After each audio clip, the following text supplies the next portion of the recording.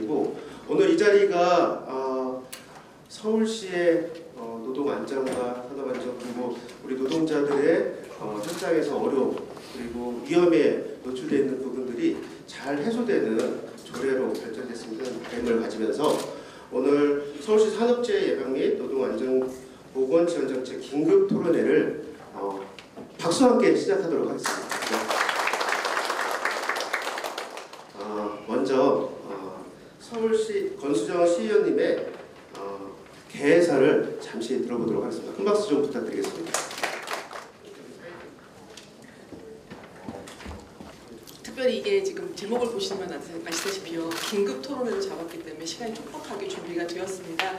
그럼에도 불구하고 내용적으로 발제를 맡아주신 우리 김종진 부소장님 비롯해서 전문가이시면서도 이 짧은 시간에 또 토론자로서 나서주시고 시간도 없으신데 함께해 주신 세 분의 토론자 분들께 정말 진심으로 감사드리고요. 더불어 지금 이 시기가 가장 또 저희 의원들로서는 바쁜 시기고 행사도 많은 시기입니다. 그런데도 이렇게 시간 내주셔서 오신 우리 유용 위원장님, 김대리 의원님, 그리고 여기 오셨어요. 김정태 의원님 너무 감사드립니다. 특별히 진짜 여기 앞에 계신 기획경제위원회 유용 위원장님께서는요, 제가 이제 노동 출신으로서 그리고 또 한국노총에 또 출신이신 또 한 분이 계세요. 근데 노동과 관련해서 너무나 적극적으로 많이 배려해 주시기도 하고 고민해 주시고 하셔가지고 제가 의정활동하는데 많은 도움을 주고 계시기 때문에 진심으로 감사를 좀 드립니다. 시간이 많이 지체돼서요. 드리고 싶은 말씀은 앞쪽, 책자 앞쪽에 많이 담았습니다. 그것보다 저는 오늘 아침에 기사를 다들 보셨을 텐데요. 호방건설 기사가 좀 나왔습니다.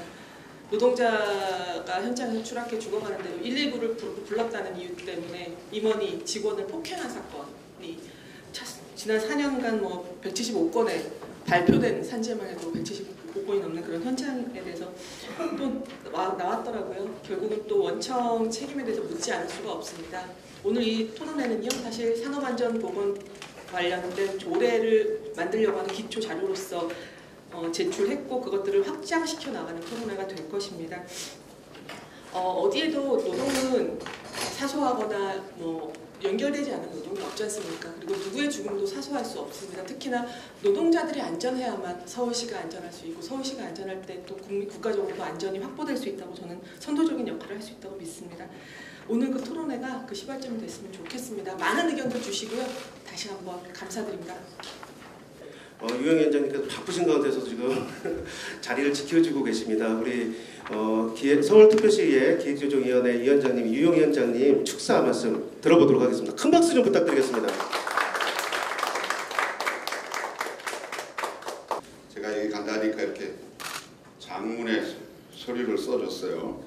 이걸 읽으면 한 30분 걸릴 것 같아요. 근데 막 정리 날라오고 그러겠죠. 오늘 토론회 산업재해 예방과 노동안전 지원 정책을 위한 토론회에 참석해 준 여러분 정말 감사의 말씀을 드립니다. 또 바쁜 와중에 또 발제와 또 토론을 맡아주신 전문가분들께도 감사의 말씀을 드립니다. 지금 현재 사회는 안전 불감의 사회인 것 같습니다. 우리만 그러는 게 아니고 서구 유럽 또 다른 나라들도 이런 일이 비일비재하고 일어나고 있어서 이런 일들은 중앙정부나 지방정부 모두의 책임이라고 저는 생각합니다. 이런 가운데 우리 권수정 의원 같은 훌륭한 분이 있어서 그나마 서울시는 다행이 아닌가 싶습니다. 권수정 의원 하면 노동 문제에 대해서는 거의 지금은 부드럽게 얘기했지만 회의 석상에 가면 저렇게 부드럽지 않습니다. 여성 문제 나오면 저렇게 부드럽지 않습니다. 또 사회 약자 계층에 대한 문제가 나오면 거의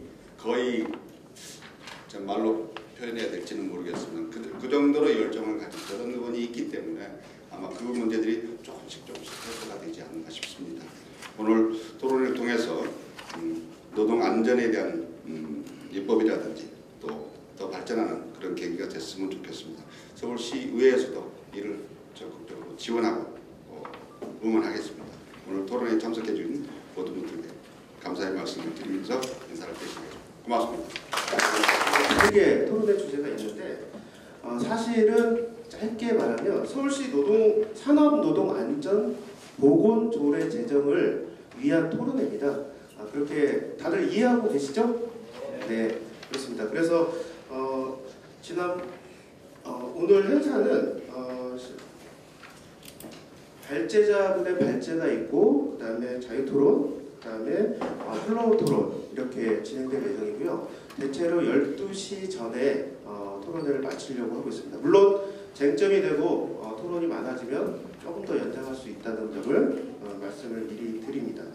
그러면 김종진 한국노동사연구소 부소장님부터 발제와 함께 오늘 토론회를 시작할 수 있도록 하겠습니다. 사실 지금 현재 산업안전 관련된 조례를 초안을 작성을 놓은 상태입니다. 그것을 기초로 하여서 그 안에 필요한 부분, 그리고 더 보완해야 될 부분, 그리고 이제 쟁점이 될 부분에 대해서 조금 더 첨언해 주십사 말씀을 드렸고요.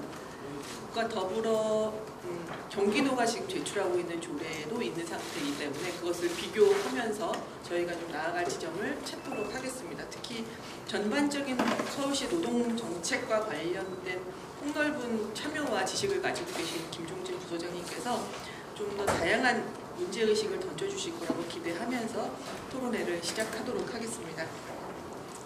발제를 맡은 김종진 부소장님 이제 시작하도록 하겠습니다. 부탁드립니다. 생활임금, 감정노동, 노동이사제 등 선도적으로 그리고 중앙정부에서 하지 않는 지방정부의 정책적 실험과 연착륙을 하고 있는 상황입니다. 정책적 슬로건으로 공약을 제시한 바가 있습니다. 이 공약 중에 7대 노동 핵심 분야 중에 노동안전과 관련된 공약이 민선 7기 서울시의 핵심 노동정책 중에 하나입니다. 지방정부, 지자체에서 산업안전, 노동안전 보건과 관련해서는 사실상 지난 1953년 근로기준법이 만들어진 이후에 지난 70년 동안 국가 사무 영역, 노동부 영역이었지 지방정부 영역이 아니라는 이유로 현장에서 잘 작동되지 못했습니다. 다수의 오늘 오신 플로어에 계신 노동조합 간부님들도 산업안전보건위원회 등의 여타의 문제에 있어서도 익히 경험한 바가 있을 내용입니다. 근데 문제는 변화되는 환경이라는 겁니다. 11쪽 하단에 있듯이 문재인 정부의 100대 국정과제 중에 64번 차별 없는 좋은 일터의 현 정부의 국정과제 중 산업안전보건체의 혁신이라는 이유로 현 중앙정부에서도 산업안전보건, 특히 중대재해 노동자들의 사망사고와 같은 사항은 대단히 중대한 영역으로 인식하고 있습니다. 이러한 중앙정부에 맞물려서 서울시의 정책도 12쪽의 표에 있듯이 6대 노동 분야 핵심 과제 중 6번째 범주에 있는 서울형 노동안전 기준 확대 및 시행 강화가 이미 서울시에서 정책적 방향으로 제시하고 있는 상황입니다. 익히 알듯이 지방정부에서는 어떤 정책을 실현하기 위해서는 조례라는 국회 입법이 있듯이 지방정부에 조례가 있어야 시행 근거, 예산, 사업, 모니터링, 이행 등이 원활할 수 있게 가능한 조항 중에 하나입니다. 조례가 얼마나 중요하냐면 예컨대 이 조례가 주관부서가 서울시 노동정책 관련 부서에 있다면 서울시 수많은 부서, 산하기관 등에 이 조례와 관련된 걸 이행하지 않을 경우 주무부서에서는 서울시 감사부서나 여타의 부서에 타부서가 이런 걸 이행하지 않은 조사, 감독, 규명 권한이 있다는 겁니다. 그래서 이 조례가 있고 없고는 지방정부 행정에 있어서는 대단히 중요한 내용 중에 하나입니다. 그래서 오늘 제가 이하의 발표의 내용은 전반적인 산업안전 노동 보건에 관련 필요성, 핵심 분야, 변화되는 환경, 마지막 조례안을 초안으로서 제출하고 오늘 오신 토론과 플로어에 계신 많은 분들이 의견을 주시면 그게 보완돼서 제도화되는 방향으로 말씀을 드리도록 하겠습니다. 13쪽 중하단에 있듯이 이미 작년 12월 27일 언론에 알려진 김용균 법이라는 이 핵심 내용 중에 하나, 다만 위험의 외주화 영역을 포괄적으로 해서 산업안전보건법이 지난 30여 년 이후 처음으로 전면 개정이 됐습니다. 국제노동기구 ILO에서도 대단히 강조하는 산업안전보건 문제가 드디어 우리 사회에 전면 개정, 그간에는 근로기준법에 적용받는 소위 말해 근로기준법 적용 대상인 근로자만 산업안전보건 영역에 제한적으로 적용이 됐는데 이제는 일하는 자, 노무를 제공하는 자로 확대했고 이 규정조차도 다소 미흡하지만 이전에 비해서는 보수정부 시절에 비해서는 법이 개정됐다고 익히 알려주고 있습니다. 15쪽의 표 2는 노동안전 관련 주요 영역의 법률 개정 사항을 표로 정리해낸 내용 중에 하나입니다. 보호 대상의 확대, 그리고 중대 재해 발생 시 작업 중지 명령 관련 조항 등, 그리고 근로기준법에 지난 7월 16일부터 시행되는 직장 내 괴롭힘 금지 관련 조항, 또 감정노동 등 포함된 업무상 재해 스트레스 신설 조항이 포괄적으로 들어가 있습니다. 이는 중앙정부에서도 이렇게 산업안전보건 영역이 재해, 건설, 제조업 중심에서 사무, 서비스, 여타의 부분으로 확대되고 있는 현상도 확인할 수 있습니다. 옆에 있는 14쪽의 이 PPT 그림으로 붙인 제 표를 보시면 몇 가지 시사점이 있습니다. 300인 이상의 대기업의 산재 사망자 수 현황을 보면 하청 노동자의 비율이 40% 정도 되더라. 그래서 위험에 외주하라는 말이 끊임없이 제기되고 있었던 것이고, 서울시는 다양한 방식으로 직접 고용 전환 등을 했던 이유 중에 하나이기도 합니다. 업무상 질병 산재 승인율 추이를 보면 이거는 산재를 인정한 것만 보더라도요. 예전에 전통적인 80년대, 90년대 초에 논의됐던 근골격계, 직업성 암 등에 비해서 최근에는 정신질환, 뇌심혈관 질환 등과 같은 산업재해 영역이 증가한다는 것입니다. 이런 것은 과로사, 그리고 교대제 근무의 영역, 정신질환, 감정노동, 직무 스트레스, 최근의 직장 내 괴롭힘처럼 이런 영역들이 확대한다는 것은 조례와 정책에도 이런 내용이 담길 필요가 있다는 것을 간접적으로 확인할 수 있습니다. 그 밑에 표는 ILO의 국제노동기구에서 산업안전보건 영역의 협약 준수입니다. 대한민국은 참 착해요. 협약은 다 했는데 10만 명당 노동자들이 죽는 가장 오른쪽에 있는 사망률을 보면 협약을 체결하지 않은 나라에 비해서 사망률은 5배, 6배, 10배 이상 높습니다. 그것은 협약 기준 그 자체가 아니라, 즉 조례 그 자체가 아니라 조례가 작동될 수 있는 메커니즘을 정책과 사업에 담는 게 중요하다. 그리고 현장에서 이걸 작동할 수 있도록 노동조합이 있는 곳과 없는 곳의 차이도 이렇게 확인할 수 있는 것 같습니다.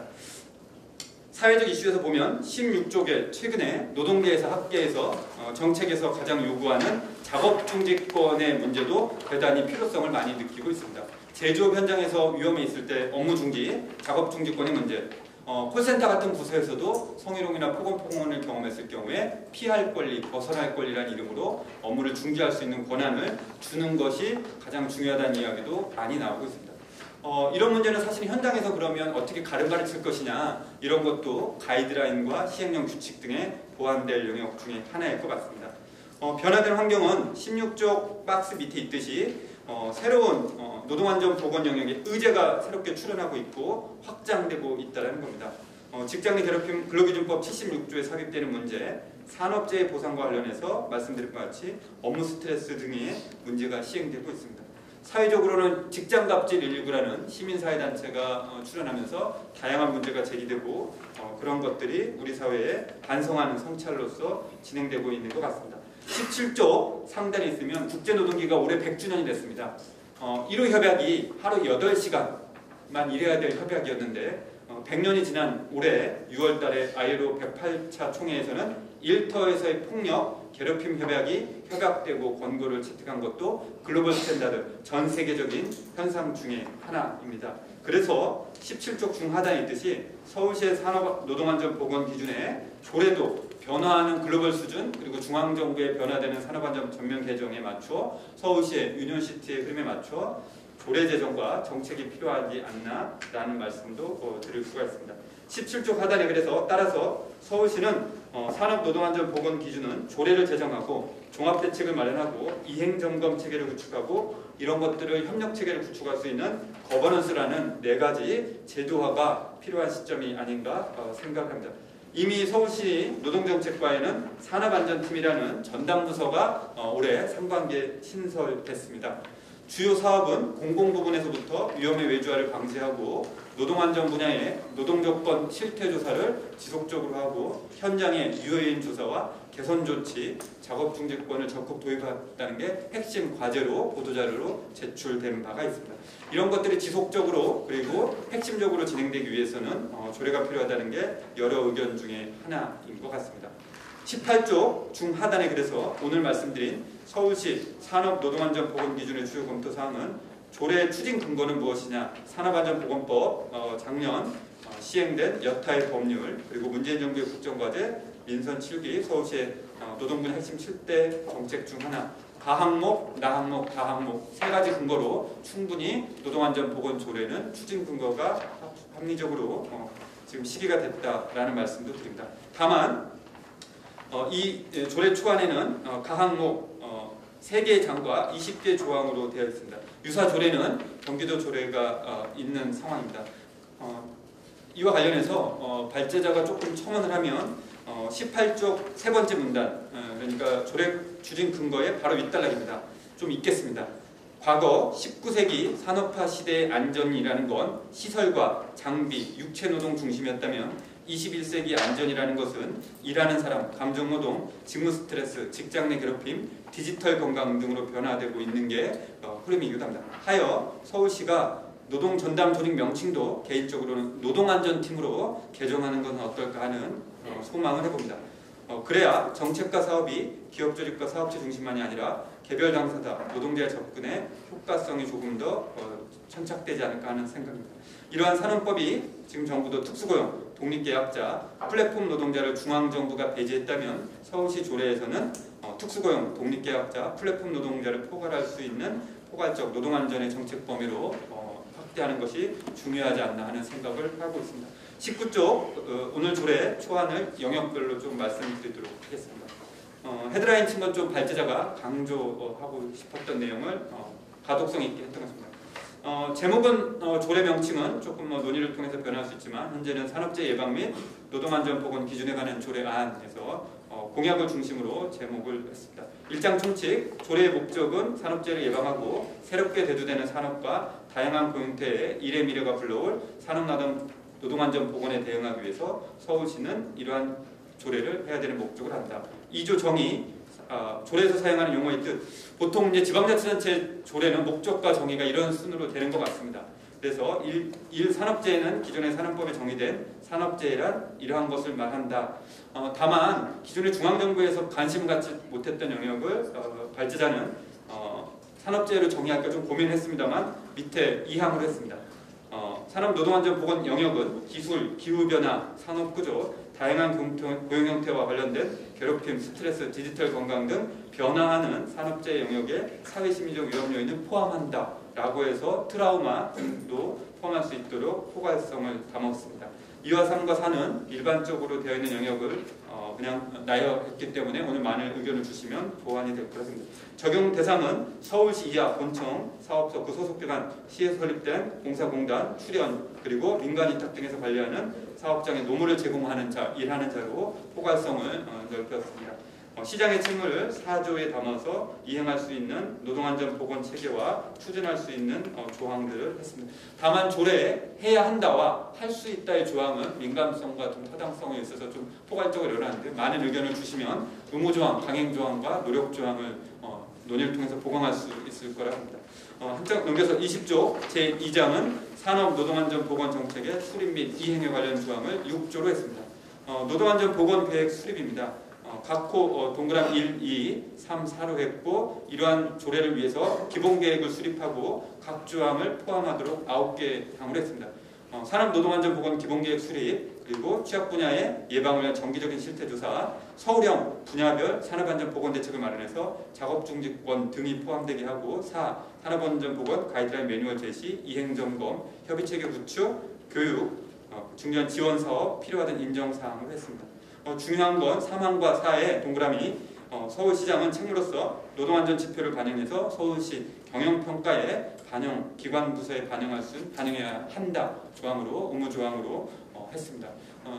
최근에 올해 3월 16일 총리 관계부처 합동으로 중대재해가 있을 때는 기관장을 해임을 건의할 수 있도록 조항으로 중앙정부에서 발표했듯이 기관평가에 반영이 돼야 시스템상으로 산업안전 노동보건 영역이 민간위탁시설까지 확대될 수 있지 않을까 합니다. 7. 서울시는 노동조사관, 노동안전조사관을 올해 7조에 있는 노동안전조사관 영역을 하는 것 같습니다. 근로감독 영역처럼 산업노동안전 영역을 전담할 수 있는 노동조사관 직제를 제7조에 담았습니다. 8조 사업주의 협조를 담았고 한쪽 넘겨서 21쪽의 9조와 10조는 민간협력체계 구축.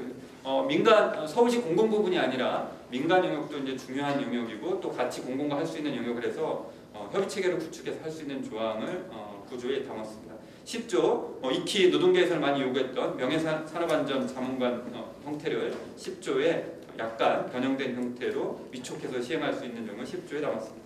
3장은 이런 것들을 하기 위한 심의 자문 역할을 할 수 있는 자문위원회 구성 11조 설치에 관련된 조항입니다. 보통 이제 서울시 관한 유관 조례가 만들어지면 그 정책과 사업이 잘 지속 가능할 수 있고 감시 견제할 수 있는 심의 기구를 많이 하는 것 같습니다. 그래서 11조의 이하의 역할을 담았고 구성은 12조에 약 15명 이내로 구성을 해서 당연직 의원과 그리고 정선 연구자 그리고 노동계 시민사회단체 국제기구 경험이 있는 사람을 포괄할 수 있도록 하는 조항을 구성을 했습니다. 임기 그리고 제척 조항, 결격 사유 그리고 위원장님의 직무, 정기회의 그리고 소위원회 등 운영을 해서 총 20조의 내용으로 서울시 노동안전보건과 관련된 조례를 초안으로 발제자가 제출하도록 하겠습니다. 이상으로 마치도록 하겠습니다.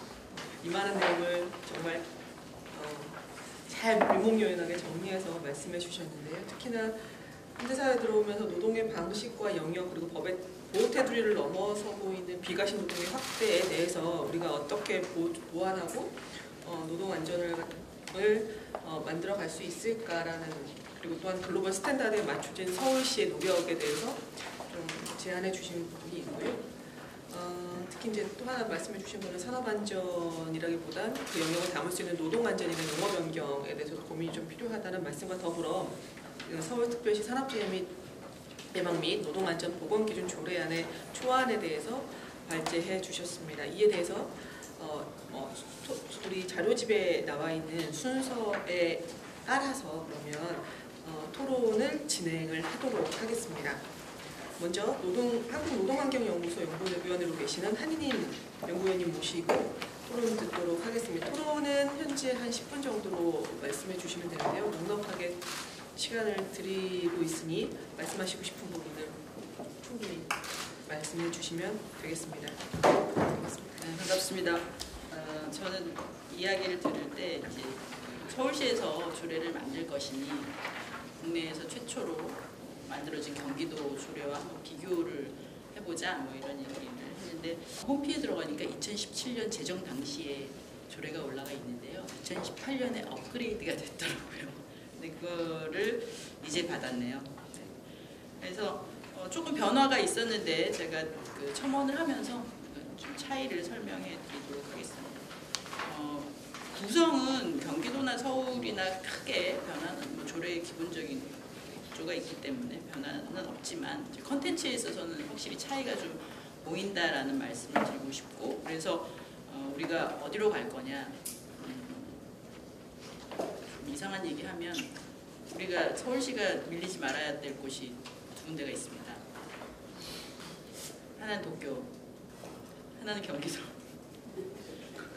안 웃는 것이군요. 계속 가겠습니다. 네.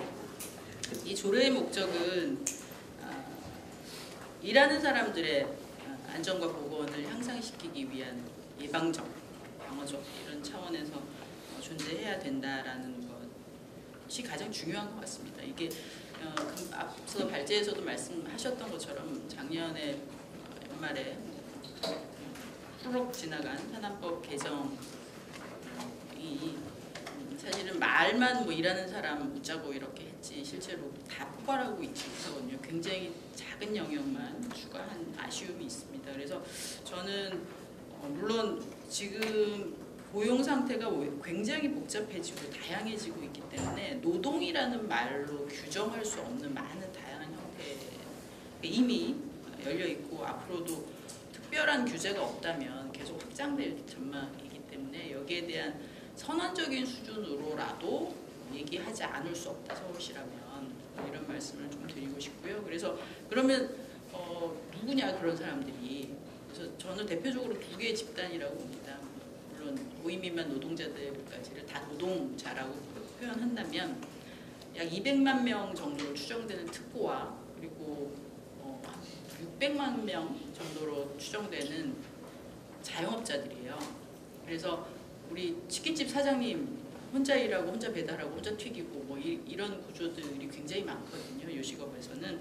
그래서 이런 분들까지를 여튼 선언적으로도 포괄하는 이런 형태로 가지 않으면 산업안전보건법이 뻔히 있기 때문에 산업안전보건법 5인 미만 노동자들도 제한적이지만 보호를 받도록 되어 있기 때문에 사실 이 조례가 갖고 있는 의미가 굉장히 축소될 수밖에 없다라는 말씀을 드리고 싶고, 그래서 경기도 조례와 비교해 보면 이제 경기도는 여튼 다 포괄한다. 경기도민이라고 지칭을 하고 있죠, 목적에서. 그리고 정의에서도 노동자를 고용 형태를 불문하고 이렇게 이제 적시를 하고 있어요. 그래서 특고까지를 상당부 포함하는 것으로 이렇게 얘기를 하고 있고, 2018년에는 아예 이거를 구체적으로 적시를 했어요, 대상을. 그래서 상시 근로인원 50인 미만 사업장, 그리고 토목 및 건설 현장에서 일하는 사람, 화물 트럭 기사 등 유사 형태 노동자 및 불안전 고용 환경에 놓인 일하는 사람들, 이게 전형적인 특고겠죠. 그리고 뭐 상하수도 관리 등 청소 공공부문에서의 위험이 위탁되어 있는 사업장, 그리고 외국인 이주조 노동자, 그 밖에 산업 안전 위험에 처해 있는 집단, 뭐 이렇게 구체적으로 적시를 하고 있어서, 물론 이게 전체 일하는 사람의 100%를 포괄하지는 않습니다. 여기서 영세 자영업자들은 또 빠져 있는 이런 구조인데, 그래서 그럼에도 불구하고 지금 서울시에서 적용 대상으로 보고 있는 집단은 서울시 관계기관 그리고 위탁기관으로 한정을 하고 있어서 굉장히 서울시에서 전체 일하는 노동자의 아마 5% 미만일 거라고 보는데, 이거는 그런 의미에서 굉장히 포괄 수준이 낮다라고 말씀을 드릴 수 있을 것 같고요. 그리고 뭐 앞서서 지적됐는데 우리 서울시에서는 아주 특수한 지금 계속 논의를 했었는데 이게 아직 정리가 안 된 것 같습니다. 산업노동안전보건이라는 개념을 그냥 법률에 있는 고유명사는 그대로 쓰더라도 그렇지 않으면 노동안전보건으로 일원화하는 것이 필요하겠다라는 것이고, 그리고 여기 28쪽의 사업주 역할에서 지금 산업안전보건법상에 물론 우리 시장님이 사업주가 되는 경우도 있지만 그 이외의 민간 혹은 공공기관에서의 사업주는 산업안전보건법의 저촉을 받습니다. 강력하게. 그래서 최대 7년 이하, 뭐 1년 이하, 1억 원 이하 벌칙까지 받을 수가 있는데, 그래서 사업주 역할을 굉장히 강력하게 규정하는 것이 좀 필요하지 않을까. 그래서 뭐 책무 정도로 협조 뭐 이런 게 아니라 이런 개념이어야 할 것 같고요. 그리고 여기 개인 소소한 것이지만 이게 서울시와 경기도가 똑같은 조항을 가지고 있어요. 그래서 3번 사망에 개인 안전관리 장비 지급 및 사고 발생 대비 보험 가입이랬는데, 이게 산재보험을 의미하는 산재보험 현행법상 당연가입이고요. 그리고 그럼 이거 단체 민간보험 가입하라는 건지 이거를 조례에서 이렇게 정하는 것이 어떤 의미인지 좀 의문이 드는 이런 상황입니다. 그리고 안전보건 계획 수립과 관련해서는 일단 경기도에서는 5년마다 수립을 하고 시행을 해야 된다라는 수준에서 적시하고 있는데, 우리 서울시도 뭐 3년이든 5년이든 계속 평가를 받고 경신을 하는 이런 과정이 필요할 것으로 보고, 그리고 연차 보고서를 발행하는 것이 필요할 것 같고요. 당연히 의회에서 심의를 받아야 된다고 생각이 됩니다. 평가를 받아야겠죠. 네. 그리고 넘어가면 서울시에서도 계속 이제 지적했던 것이, 지금 우리 노사민정 안전보건위원회를 서울시 차원에서 조례로 만들어서 운영하자라는 논의가 지난 6, 7년 전부터 계속되고 있는데 아직 이게 정착이 그러니까 충분히 심의가 안 된 것으로 알려져 있습니다. 근데 이제 이미 경기도에서는 진행을 하고 있죠. 그래서 우리도 이 노사민정 안전보건과 관련된, 왜냐하면 이해 당사자가 대다수의 노동자들이기 때문에 안전보건과 관련된 노사민정위원회가 여기서 논의가 되든 아니면 추가의 조례를 통해서 논의가 되든 어떤 형태로든지 연계되는 구조로 한 번쯤은 다뤄져야 된다라는 말씀을 드리고 싶고, 그리고 명예산업안전자문관 제도가 지금 들어와 있는데 이것도 좀 촘촘하게 구성을 할 필요가 있을 것 같아요. 그러니까 서울시 산하팀 내에서는 이러저러한 논의가 진행이 됐는데 그 위상과 성격이 아주 구체적으로 명시가 안 돼서 조례에 들어와 있으니 그냥 시장이 정한다 이런 것이 아니라 자격과 임무 정도는, 그러니까 자격까지는 필요 없더라도 대상과 임무 정도는 적시하는 것이 필요하겠다는 판단을 하고 있고요. 그리고 경기도에서는 올해 노동안전보건센터가 조례에 따라서 설치가 됐습니다. 근데 가서 봤는데요. 아직 뭐 사이즈도 굉장히 작고, 그리고 경기도는 사실 서울시보다 더 포괄 범위가 넓거든요. 서울시를 에워싸고 있는 구조여서 그래서 그런 차원에서 보면 서울시는 조례가 없었지만 노동권익센터를 만들고 25개 자치구에 계속 노동센터들을 만들고 있는 상황이어서 인프라는 훨씬 더 훌륭하다. 그러니까 경기도 그거 하나 달랑 이걸 다 어떻게 하실지 잘 모르겠는데 앞으로 계속 잘 가시겠죠. 그래서 오히려 이 조례에서 지금 있는 이 엄청난 인프라를 어떻게 매칭할 것인가에 대한 이야기도 좀 적시가 됐으면 좋겠다라는 말씀을 드리고요. 그리고 서울시 노동안전보건자문위원회 구성과 관련해서 굉장히 많은 내용이 들어가 있어서, 근데 이게 전체 조례에서 차지하는 비중이 그렇게 큰 것 같지 않은데 와장창 들어가 있어서 이거를 좀 축소와 규칙으로 넘기는 이런 방식도 좋겠다라는 말씀을 드리면서 정리하겠습니다. 오늘 알았습니다. 서울이 밀리지 않아야 될 곳이 도쿄와 경기도 두 군데라는 거를. 근데 앞쪽 내용을 보면 이미 경기도에게 많이 밀려있는, 큰일 났네요. 내용적으로 모았을 때 이제 서울시가 특히 이 적용되는 노동자들의 범위와 관련해서는 선언적으로라도 포괄적으로 노동에 대해서 확대해 나가야 된다는 말씀이 가장 깊게 좀 와 닿았습니다. 그리고 또한 그 노사민정의 교섭틀 관련해서 지금 서울시가 고민을 하고 있긴 한데요. 이 안전과 관련된 이 사회적 합의틀을 만들어가는 것이 결국은 아까 발제자이신 김종진 부소장님께서 말씀해 주셨던 그 작동할 수 있는 메커니즘을 형성해 나가는 데 있어서 대단히 중요하겠다라는 말씀으로서 토론을 진행해 주셨습니다. 재밌으시죠?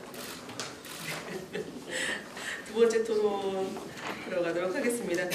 현재 지금 서울시에는 노동권익센터가 중앙에 하나가 있고요.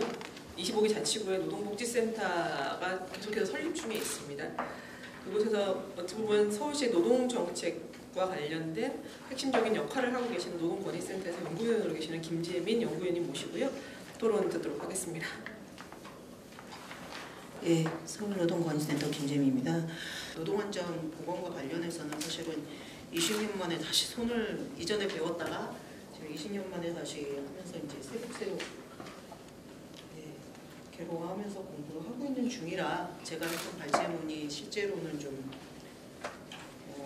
고민이 많이 했었는데 앞에 두 분이 하셨던 내용들에서 조금 벗어나 있는 얘기들을 조금 하고 싶어서 일단은 그 기존에 이제 서울시에서 했던 그 산업안전보건조례 안과 관련해서 말씀드리고 싶은 거는요. 뭐 특수고용 플랫폼 이런 부분들도 포괄하지만 또 한편으로는 저는 여성들이나 많이 고령층 이런 분들을 봤을 때는 비공식 노동 영역에 있는 분들이 꽤 많더라. 그 비공식 영역이라는 게 사대보험 혜택이나 이런 것들이 전혀 안 되는 분들이 너무 많더라고요. 그래서 저는 여기서 그 모든 것들을 포괄하는 게 아니라 ILO에서 나왔던 모호한 고용관계라는 부분들을 좀 포괄해서 갔으면 좋겠다라고 얘기를 하고 싶고요. 뭐 요즘에 왜 각광 갖는 직업 중에 유튜브 크리에이터 같은 사람들은 저는 좀 먹방 같은 거 보면 굉장히 놀라는데 저 사람들이 저렇게 먹고 멀쩡할까라는 생각이 들 때가 굉장히 많아요. 근데 실제로 그렇게 함으로써 유튜브에서 광고를 사람들이 보고 그 비용을 받는데 저거는 도대체 어떤 고용관계지라는 생각이 들 때가 많거든요. 예를 들면 우버이츠나 뭐 요즘에 이제 배달은 1시간 배달인 거예요. 내가 일을 하다가 딴 일을 하러 배달을 하다가 다시 돌아오는 이런 또 고용관계들이 만들어져요. 이게 도대체 무슨 고용관계냐 이거는. 그리고 그거에 대해서 건당 비용을 받는. 그리고 뭐 연예인 같은 경우에는 요즘에 뭐 엔터테인먼트 산업이 워낙 뭐 BTS나 이런 걸로 발달을 하지만 사실은 그 BTS를 받쳐주는 사람들이 너무 많은 거예요. 몇 년 전에 이제 연예인 스타일리스트들이 어떻게 일을 하지 봤는데 도급제로 돼갖고 맨 마지막에 그냥 50만 원 받으면서 이 일을 배우려고 온 인턴들이 너무 많은 거예요. 근데 자신이 관리하는 연예인이 잘 나가냐 안 나가냐더라 이분들의 임금이 없느냐 있느냐 그 일을 계속 할 수 있느냐 없느냐 이렇게 바뀌더라고요. 그러다 보니 이분들은 공식 노동에서는 보여지지 않는 경우들이 많고 뭐 가사노동자는 지금 말할 것도 없고요. 그런 고용관계들을 어떻게 포괄할 수 있을까? 저는 뭐 산업안전보건법이 아니더라도 뭐 서울시 뭐 조례에서라도 좀 일하는 서울시민, 여기는 그냥 서울시민이라고 표시를 했는데 일하는 서울시민이라고 상징적 의미로 좀 놓고 아까 앞에도 보지만 사실 서울시에서 산업안전보건과 관련돼서 어떤 규제를 하거나 감독을 하거나 했을 때 실제적으로 이렇게 영향을 미칠 수 있는 것을 위탁까지 포함하는 크게는 이제 공공의 투출형 기관과 여기까지 이제 가능하거든요. 그래서 민간으로 나갈 때는 사실은 굉장히 어렵기 때문에 그런 부분에선 사실은 이제 예방이라던가 어떤 지원이라던가 이런 부분에서 하면서 사업주들 설득해 가면서 사업주들에게 이렇게 하셔야 법에 안 걸린다라고 설득해 가면서 가야 되는 부분이 좀 서울시에 필요하지 않은가. 그렇게라도 봤을 때 그냥 일하는 서울시민이라는 의미로 좀 상징적으로 좀 조례에 포괄하는 것들을 좀 넣어보는 게 좋지 않을까. 그래야지만 우리가 보는 비공식 노동자까지 예방이나 지원을 할 수 있는 이런 부분이 되지 않을까라는 좀 생각이 들었고요. 그리고 제가 그 조례를 보다가 좀 고민이 된 게 사실은 이게 안전하지 않으면은 생명을 잃거나 아니면 건강을 해치거든요.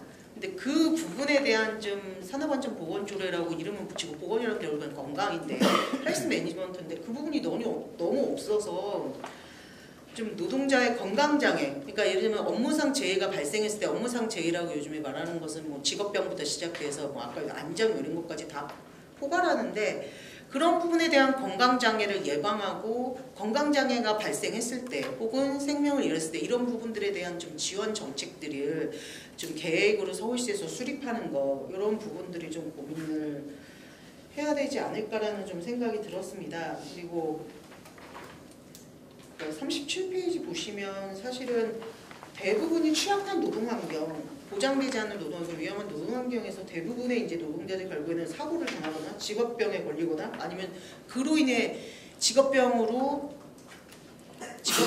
판명받기 힘든 만성질환에 시달리거나 뭐 이런 과정들을 겪거든요. 근데 그 과정에서 어떤 보호도 받지 못하면 결국에는 그냥 근로능력이 상실되는 또는 과로사하는 이런 문제들이 발생을 하는 거죠. 그래서 그런 부분들을 좀 할 수 있게 건강장애 부분들을 좀 지원하는 것들을 좀 계획 수립에 넣어야 되지 않을까라는 생각이 조금 들었고요.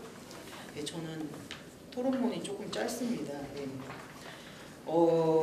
그런 부분에서 이제 예를 들자면 최근에 이제 서울시에서 하고 있는 서울형 유급병가 지원 사업은 의도치 않게 업무상 재해, 그러니까 판명하기 어려운 업무상 재해들이겠죠. 그로 인한 병들도 지원할 수 있는 어떤 길이 열리게 된 예를 들자면 가사노동자나 대리기사들이나 이런 분들이 다치거나 아프거나 할 때는 사실은 일을 하다가 만성질환에 걸리는 경우도 많으시거든요. 근데 이런 부분에서 지원받을 수 있는 길이 열리게 된 부분이라는 거죠. 그런 부분들로 좀 건강장애와 관련된 좀 예방사업이나 지원사업이나 이런 것들을 좀 산업안전보건조례에 포함해야 되지 않을까 계획을 수립할 때라는 부분을 좀 말씀드리고요.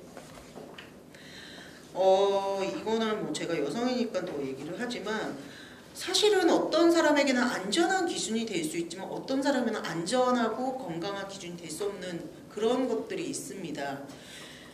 성별, 연령 인종, 고용 형태, 기후변화 등에 따른 산업안전 보건 격차 인정과 그에 따른 지원계획 수립을 조금 넣었으면 좋겠다. 계획을 수립하는 데 있어서 예를 들자면 어떤 안전 기준 같은 경우에는 남성에게는 정말 안전한 기준이에요. 근데 여성이나 연령이 뭐 청년이나 청소년이나 아니면 고령자나 이런 부분한테는 안전한 기준이 될 수 없는 경우들도 있거든요. 그런 것들을 고려하지 않은 안전 기준은 사실은 이제 꼭 그 기준에서 벗어나서 위험한 상황에서 일을 하는 노동자들이 많아질 수밖에 없는 경우가 많다라고 저는 생각합니다. 일본 같은 경우에는요, 워낙 지진이나 재해가 많다 보니까 재해 관련된 매뉴얼, 그러니까 지진이 났을 때 당신이 어떻게 대피를 해야 되는 그런 매뉴얼에 외국어, 다양한 외국어로 되어 있는 매뉴얼도 있지만 1인 여성 가구나 고령자거나 아니면 여성에 대해서 어떤 식으로 이 제의를 대응해야 될 것인가라는 그 따로 이런 매뉴얼이 그러니까 우리나라 치면 여성가족부 이런 데서 다 나오고 있어요. 저는 마찬가지로 산업안전보건기준도 그런 식으로 따로따로 나와야 되는 것들을 지금 이 조례에 넣고 나중에 그런 안전기준들을 좀 다양하게 넣었어요. 우리 외국인 노동자 점점 많아지고 있잖아요. 이제 더 이상 인구가 줄어서 외국인 노동자들이 들어와서 일을 해야 되는데 그 부분들은 어떻게 할 것인가. 그냥 외국어로 똑같은 안전기준을 설명하는 게 아니라 당신이 외국인인데 예를 들자면 뭐 유전자가 틀려서 어떤 화학물질을 접했을 때 이 사람은 독성에 더 많이 노출된다거나 또 그런 부분들까지 좀 고려한 안전보건 기준들을 조금은 좀 정리해야 되지 않을까. 그런 부분들이 향후 미래의 안전보건 기준에는 좀 포함되어야 되지 않을까라는 좀 생각이 들었고요. 그리고 저는 이제 민간 협의체가 따로 나눠져 있고 서울시 노동안전보건자문위원회가 좀 따로 나눠져서 이 조례에 들어가 있는데 최근에 뭐 서울시 같은 경우는 협치라던가 거버넌스라든가 아까도 이제 노사민정 거버넌스에 대한 말씀들을 좀 많이 해주셨는데 왜 노동안전보건자문위원회에 좀 시민 혹은 노동자 혹은 관련돼서 좀 얘기를 해줄 수 있을 만한 분들이 좀 참여해서 의견을 듣는 방식들은 취하지 않을까. 위원회 구성을 보면요, 다 전문가들만 들어갈 수밖에 없어요. 아니면 노동단체나 노동조합 활동이 있는 분들만 들어갈 수밖에 없는데 저는 일하는 서울시민이라면 누구나 한 번은 들어와서 노동안전보건자문위원회에 들어가서 자신이 일하고 있는 노동환경의 문제점이라든가 위험성 이런 것들을 좀 얘기할 수 있는 장들을 좀 확대해서 해야 되지 않을까라는 생각이 들었습니다. 뭐 요즘에 이제 서울시 그 민주주의 갑자기 기억이 안 나는데 시민민주주의위원회가 찾아보다가 어제 이제 왔는데 마찬가지로 이 부분에 대해서 예산이라든가 자문이나 이런 부분들을 시민들의 얘기를 좀 들을 수 있는 장을 좀 노동안전보건자문위원회 민간협의체 따로 이렇게 좀 했으면 좋겠고. 또 한 가지 이제 모범사업자나 영세 자영업자들 결국에는 이 안전보건과 관련돼서 사업주들을 설득하거나 노동조합 같은 게 이제 노사간에 이제 투쟁을 하거나 어떤 협상을 하는 이런 부분들이 필요한데 그런 부분들에 대한 내용들이 좀 자문위원회에서도 사실 한계는 많을 거예요. 저도 뭐 이렇게 기금속 사업장에서 영업장에서 이제 사업주들 만나면은 쉽지는 않아요. 근데 30년이고 20년이고 설득하거나 이야기를 하거나 당신이 이 기준을 지키지 않으면 법에 어긋납니다. 당신이 이 기준을 지켜야지만 같이 일하면서 지속 가능하게 이 사업장을 운영할 수 있습니다라는 얘기들을 끊임없이 해야 되는 그게 얼마나 걸릴지는 모르지만 사실은 그렇게 갈 수밖에 없거든요. 사업주들이 어쨌든 뭔가를 좀 바꿔내야 되는 것들이 있거든요. 근데 특히 영세사업주 그러니까 뭐 대기업이나 그래도 규모가 큰 기업이나 이런 데들은 뭐 노조가 있거나 이런 데들은 좀 난데 그렇지 않은 데들은 어떻게 좀 가져갈 건지에 대한 좀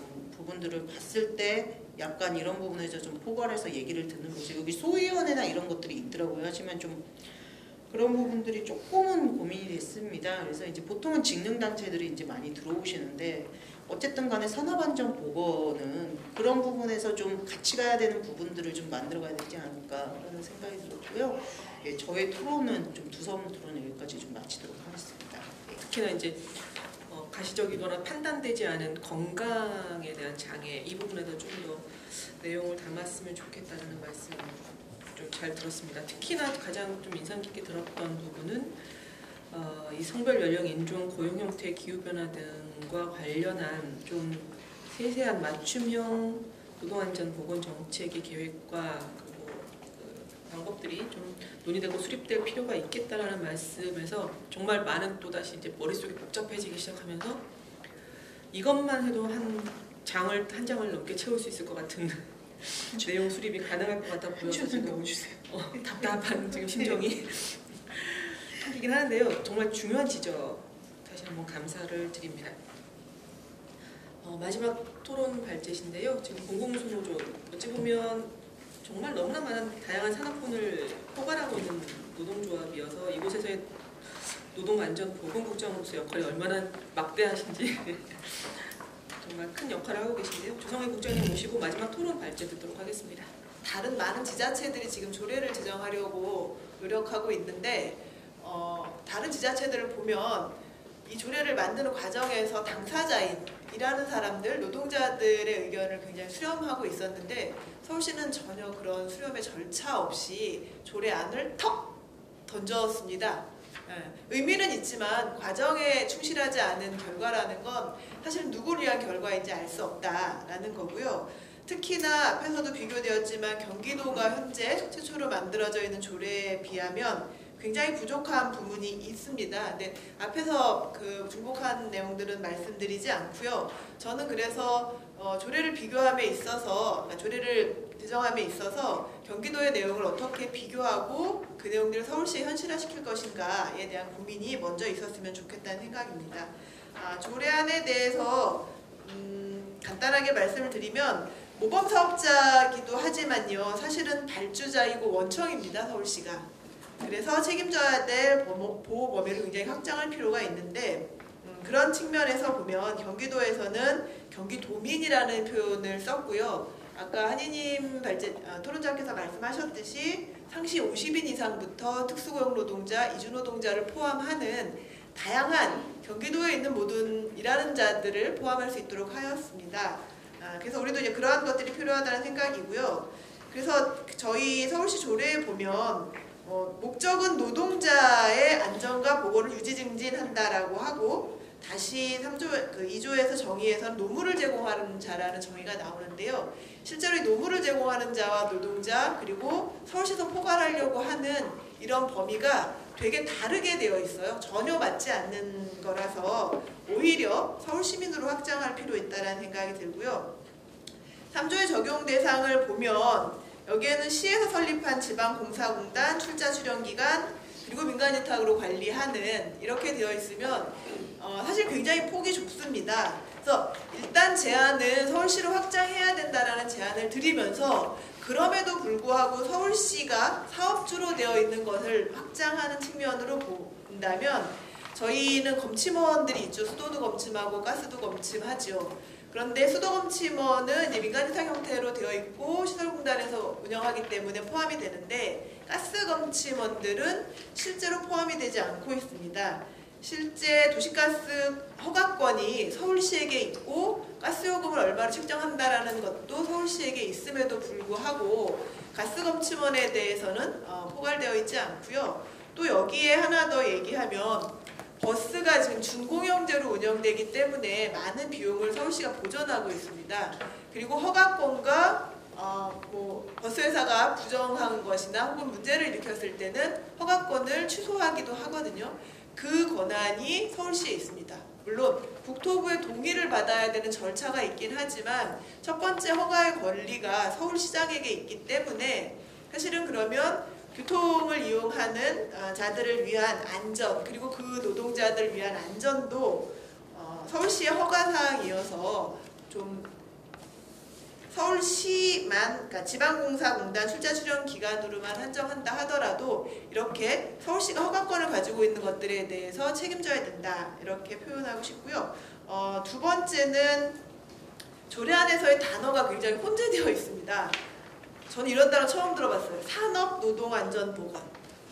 산업안전이면 산업안전이고 노동안전보건이면 노동안전보건이지 산업노동안전보건이라는 그러니까 하고 싶은 말은 다 담는 단어를 만든 것 같습니다. 그리고 산업안전, 노동안전, 노동안전보건, 노동안전조사관이라 그랬다. 또 명예산업안전자문관이라 그랬다. 도대체 정체성을 어디에다 두고 있는가에 대한 부분으로 단어가 저는 표현된다고 생각을 하는데요. 그런 측면으로 보면 이거는 네이버 백과사전의 그 자료에 의하면 사실 산업안전은 노동자의 안전이라기보다는 시설물, 기계, 생산품 이런 것을 주로 이제 중심으로 했었던 안전의 개념이고 한 10여 년 전부터 노동조합과 노동자를 쓰기 시작했던 노동안전보건이라는 의미는 안전에서 보건까지 확장되어야 된다는 거고 그것을 누구를 위한 안전보건이냐 보면 물건이나 기계나 생산품이 아니라 노동자를 위한 것이다 라고 이렇게 점차 정의되어 가고 있는 중이라 서울시에서도 명확하게 노동안전보건이라는 단어로 정리할 필요가 있겠다는 생각입니다. 그리고 제가 이거 발제를 들으면서 저랑 약간 김종진 발제자랑 다르게 해석하고 있는가라는 생각이 들었는데요. 노동안전조사관 저는 이 노동안전조사관이 경기도 조례에 있는 노동안전 지킴이라고 생각을 했거든요. 노동안전 지킴이는 지금 저는 한인임 위원이 이 발제에 들어갔을 거라 생각했는데 꼼꼼히 못 봐서 그게 안 들어갔는데, 정의에서 노동안전 지킴이라는 정의가 경기도에는 있어요. 어떻게 되어 있냐면 사업장, 노동 현장에서 위험 요소를 찾아 개선, 조사, 지도하는 일을 수행한다. 이거는 지킴이는 현장에 있는 노동자들이 할 수 있는, 그리고 안전보건의 지식과 혹은 그런 활동을 하고 있는 시민사회 운동 활동가들이 할 수 있는 이런 게 이제 노동안전 지킴이고, 저는 서울시 조례에 노동안전조사관을 지킴이라고 혼자 해석을 한 것 같더라고요.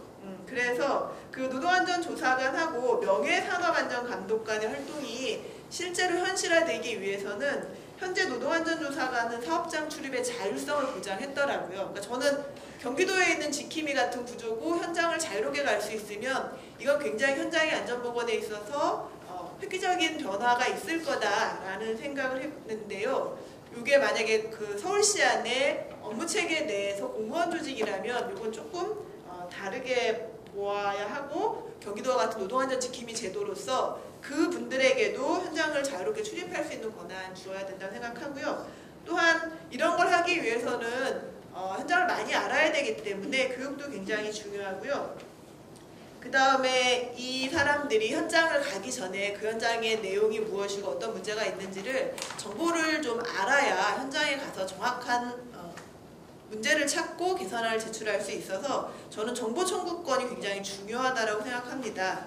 그래서 조사관은 43쪽 맨 윗줄이고요. 조사관은 현장 노동자와 대표자 및 노동안전보건 활동가 등이 참여해야 한다라는 생각이고요. 조사관과 감독관이 현장 출입하기 전에 정보를 가질 수 있도록 사업주와 서울시에게 정보를 제출할 수 있는 의무를 명시해야 된다라고 하고 싶습니다. 그리고 조사관, 감독관의 역할이 산업노동안전보건계획 수립 1항의 1조에서 8조까지 이렇게 있는데요. 특히 여기에서 발제자가 제안했던, 그리고 발제가 밑줄 그었던 작업중지권에 대해서 굉장히 있어야만, 실제적으로 있어야만 위험한 상황을 사전에 예방할 수 있고, 또한 더 큰 사고를 예방할 수 있다라고 보여집니다. 그리고 조례안에 추가되어야 될 내용은 한 5월달, 6월달 굉장히 언론에 많이 등장했었던 도시가스 검침원 노동자들이 가구 내 방문하면서 당하게 되었던 폭언, 폭행, 성희롱, 성추행 등의 문제가 있어서 저희가 가구 내로 들어가는 노동자들에게는 혼자가 아니라 2인 1조로 들어가야 된다라는 이야기를 했고요. 사실 이거는 그게 특별히 여성이어서의 문제는 아닙니다. 저희 노조에는 국민연금이 있는데요. 국민연금도 장애 등급을 확인하기 위해서 가정방문을 하게 되는데, 이때 남성 혼자 가서 집 안에서 있었던 일이 성희롱 성추행이었다라고 장애인이 고소고발을 하면서 나는 그런 적이 없다라고 억울함을 이야기하며 자살을 하신 경험이 있거든요. 근데 이건 남성의 문제가 아니고 여성의 문제가 아니고 어떤 특정한 사람의 문제가 아니라 그냥 혼자 들어가서 일하는 노동자의 모두의 문제라고 생각을 합니다. 여성의 문제도 남성의 문제도 아니기 때문에 특히나 가정 내에 들어가서 방문하는 노동자들, 이분들에게는 2인 1조의 배치가 필요하고요. 환자 돌봄을 하러 가시는 분들이 계시는데 이게 이제 집안일도 하기도 하지만 환자의 보호나 이런 것들이 필요한데, 사실 한 명이 가서 한 명의 성인을 돌본다는 건 굉장히 어렵습니다. 근골격계 질환도 굉장히 심하게 일어나고요. 그런 측면으로 보면 가정방문 노동자들에 대해서는 2인 1조가 꼭 필요하다고 생각을 합니다. 그리고 토론문에 대한 의견인데요. 사실 사소하게 넘어갈 수도 있는데 조금 왜냐하면 이 토론회 자료집은 연구에 남는 거라, 그 토론문 3쪽에 보면 우리나라의 산업재해는 1,000명에 이르고 하루에 평균 3명이 산재로 숨진다라고 하는데, 제가 밑에 박스를 만들었는데 평균 2,105명이라고 나와 있는데요. 이거는 교통사고, 사업장 안에서도 교통사고 굉장히 많이 나거든요. 그거를 제외한 숫자가 2,100여 명이고요. 교통사고를 포함하면 평균 2,400명입니다. 근데 2,400명 중에 이제 1000명 정도가 사고성 재해로 돌아가신다는 건데요. 그래서 제가 어느 날 방송 토론을 갔더니 하루에 3명이 죽는다라고 얘기해서 그런 통계는 어디서 나왔나요? 라고 생각을 해보니 우리가 보고는 다 무시하고 안전으로만 바라보면 1000명이 추락해서 감전으로 혹은 뭐 폭파로 이렇게 죽는 인원인 거거든요. 그래서 저는 이렇게 쓸 때는 전체 산업재해 통계를 내고 그 중에 뭐 사고성 재해는 이렇다라고 얘기해줘야 된다라는 게 보시다시피 추락이 평균 360명일 때 뇌심혈관 과로로 돌아가시는 분이 319명이거든요. 굉장히 작은 숫자 아니고 아마 이 숫자는 계속해서 높아질 가능성이 있습니다. 사회가 발전하고 있기 때문에. 그래서 안전과 보건을 유지증진한 측면이라면 오히려 전체의 사망사고에 대한 통계를 내어주는 게 맞지 않았는가 하는 생각이 들고요. 평균 3시간, 교통재해를 제외하면 평균 3시간마다 한 분이고요. 교통재해가 포함되면 3시간, 교통재해가 포함 안 되면 4시간마다 한 명의 노동자가 돌아가시고 있는 상황입니다. 그리고 토론문 5쪽에 요거는 표현이 그런데요. 개정산업안전보건법은 산업재해를 획기적으로 줄이고 안전하고 건강하게 일할 수 있는 여건을 조성하기 위한 방향을 담고 있다. 뭐 저는 안전하고 건강하게 일할 수 있는 방향을 담고 있는 것까지는 동의합니다. 하지만 획기적으로 줄일 수 있을까라는 생각은 약간 의심이 드는 게요. 이번 산업안전보건법에서는 노무를 제공하는 자라는 표현을 쓰면서 굉장히 다양한 노동자들이 들어와 있습니다. 그리고 그 다양한 노동자들은 사실 위험한 현장에 일하시는 분들이 굉장히 많아요. 특수고용 노동자들, 저희 노조를 보면 화물차를 운전하거나 혹은 건설에서 일하시는 분들 굉장히 사고의 위험성이 높거든요. 그래서 이런 분들이 들어오면 사실상 당분간은 재해가 늘어날 것입니다. 그리고 그 늘어나야만 관리가 되고 관리가 된 후에 줄 거예요. 그래서 뭐 당장 획기적으로 줄 거라고 보지는 않습니다. 그리고 유해 위험 도급 금지 작업이 들어왔다고 하는데요. 물론 뭐 전 세계에서 첫 번째 하나밖에 없는 규정이라고 하지만 그로 인해 적용받는 노동자의 수는 800여 명입니다. 채 1000명이 되지 않아요. 저희가 유해 위험 도급 금지 얘기하면서 구역의 김군도 얘기했고요. 태안하루의 김용균 님도 얘기했었거든요. 이분들이 다 빠져있는 상태에서 유해위험 도급 금지 작업이 들어왔다라는 것을 칭찬할 수 있는 것이냐라는 것이고요. 중대재해가 나면 예전에는 동일한 뿐만 아니라 유사한 작업도 위험 요소가 있으면 전면 작업 중지를 내렸는데요. 금속 사업장에서 있었던 사례로 얘기 드리면 지게차가 사고를 냈어요. 근데 지게차 회사 이름이 A예요. A 회사에서 나온 지게차였습니다. 고용노동부에서 동일한 작업이긴데 A 회사에서 나온 지게차를 작업 중지시켰어요. 회사가 B 회사의 지게차를 들여와서 운전을 해요. 동일한 게 아니죠. 사실 지게차의 위험은 그대로 둔 채 지게차가 A에서 B로 바뀌었습니다. 이게 지금 현재 작업 중지에 관한 현재 법령을 해석하는 방식입니다. 이래가지고 동일하고 유사한 재해를 막을 수 있을까요? 그 다음에 저희 산업안전보건법 개정을 요구하면서 저희는 벌금형 뭐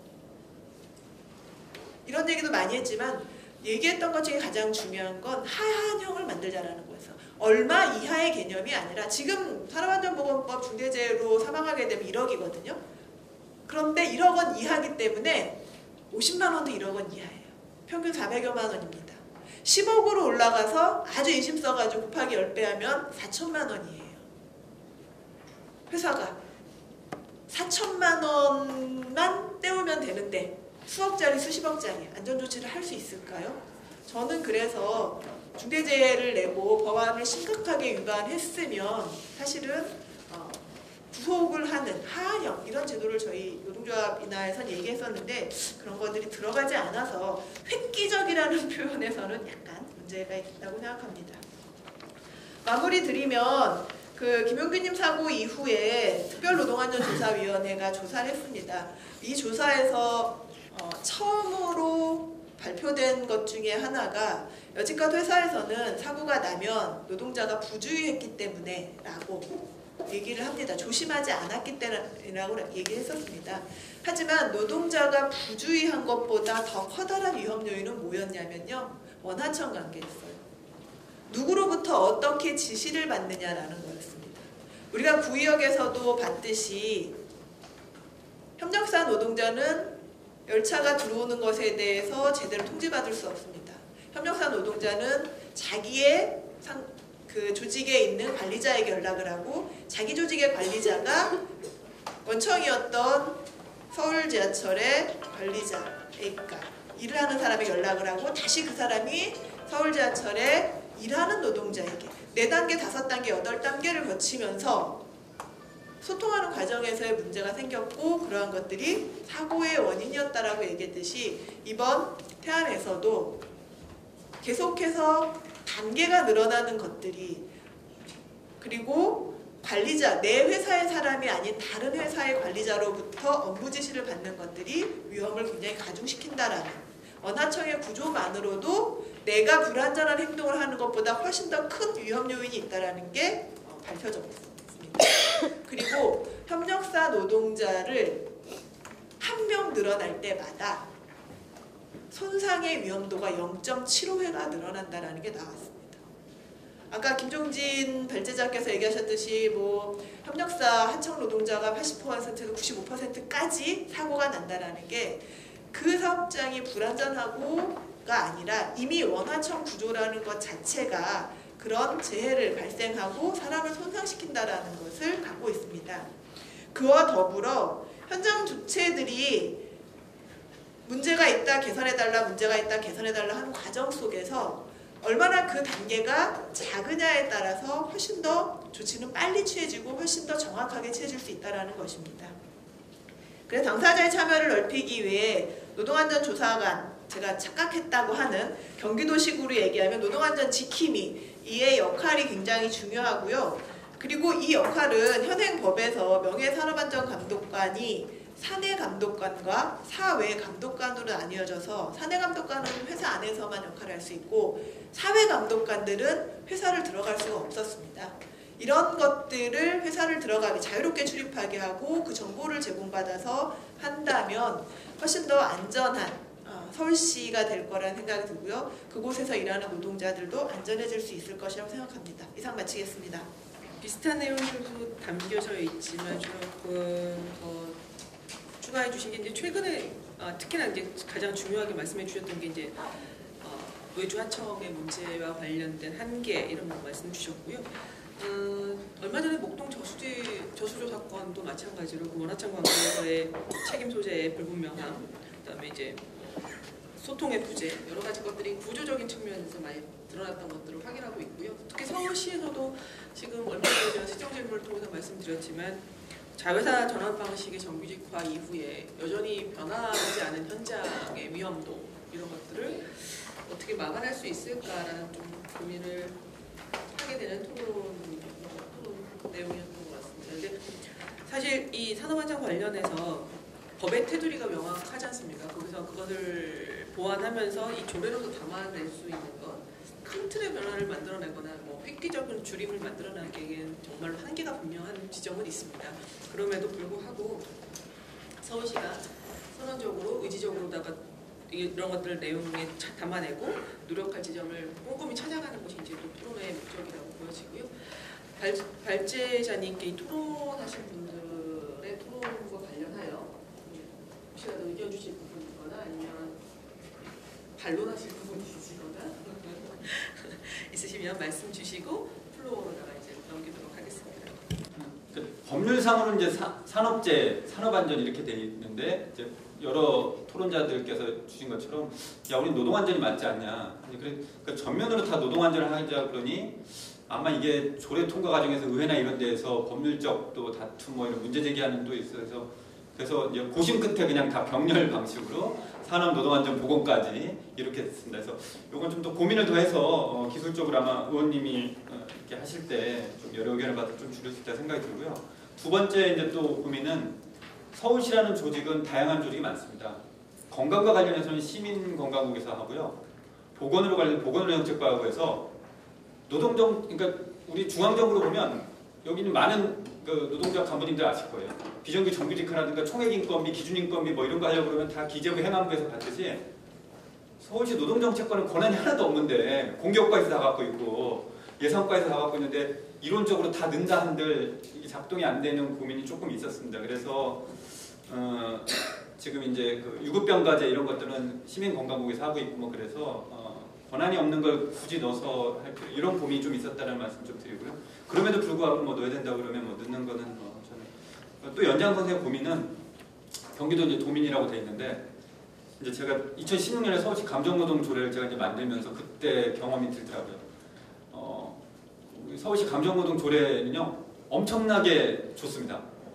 그리고 뭐 뭔가 우아한 단어부터 막 거의 처벌 조항까지 다 들어가 있는데 3년이 지났는데 노동자 간부님들도 관심 안 가져주시고 서울시 공무원들도 관심 안 가져주시고 의원님들도 관심 안 가져주시고 지난 3년 동안 감정노동이 뭐가 진척됐냐라고 보면 사실 좀 저는 질문을 드리고 싶은 것들 좀 있습니다. 그래서 서울시 권한이 없는데 우아하게 서울 시민으로 하는 게 늘 수는 있습니다. 네, 근데 그 고민이 있습니다. 저도 이제 민주노총은 사랑하는 연구자이고 노동자들이 잘했으면 좋겠구만 하는데 그게 잘 작동이 안 되는 걸 너무 보면서 할 수 있는 거를 좀 더 하는 게 어떨까 하는 생각을 좀 들었습니다. 그래서 이제 반성을 하면서 시민은 늘 수 있긴 한데 서울시라는 조직의 권한이 민간에 많이 없어서 그 고민은 조금 있었다라는 말씀을 드립니다. 다만 그럼에도 불구하고 적용 확대는 제가 좀 보수적으로 생각했던 것 같긴 한데 보조금, 조달 계약, 뭐 공사 원화 이렇게 조금 적용 범위를 넓혀서 더 민간 아까 가스 검침, 뭐 인허가 뭐 이렇게 등등해서는 조금 더 넓히는 좀 생각.